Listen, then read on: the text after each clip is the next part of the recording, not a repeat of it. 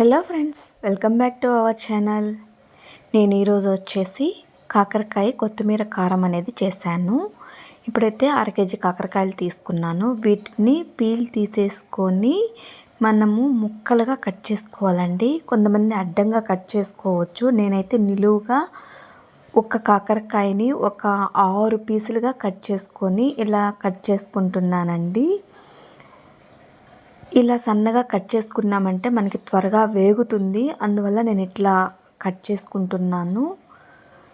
ఇలా కట్ చేసుకున్న తర్వాత మొత్తము ఒక బౌల్లో వేసేసుకొని ఇందులో పసుపు మనము సాల్ట్ వేసుకొని, సాల్ట్ కానీ కల్లు ఉప్పు కానీ వేసుకొని ఒక 1/2 అవర్ పక్కన పెట్టేసుకోవాలి. బాగా కలిపేసుకొని ఇలా కలిపేసుకొని పక్కన పెట్టుకున్న తర్వాత వీటిలో ఉండే వాటర్ని బాగా మనము పిండుకోవాలండి.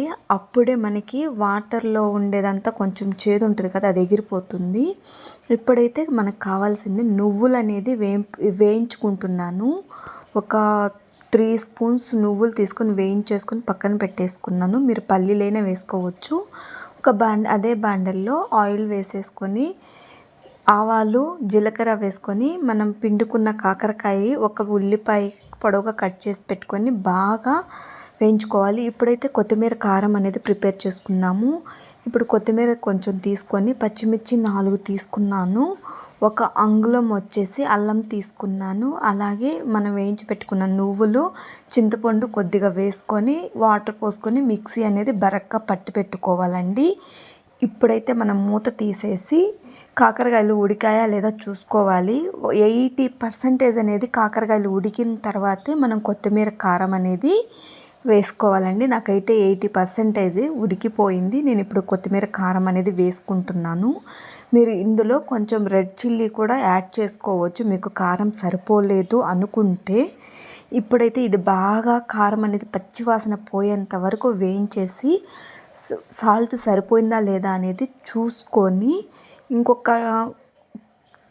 కొద్దిగా బెల్లం వేసుకుంటే చేదు ఏమైనా ఉంటే ఎగిరిపోతుంది. ఇప్పుడు చూడండి, కొత్తిమీర అనేది పచ్చివాసన బాగా పోయి బాగా వేగింది. కాకరకాయ కూడా బాగా వేగింది.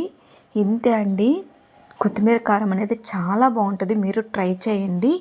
ఈ రెసిపీ నచ్చితే సబ్స్క్రైబ్ చేసుకోండి, లైక్ చేయండి. నెక్స్ట్ వీడియోలో మళ్ళీ కలుద్దాం. Bye. Thank you for watching.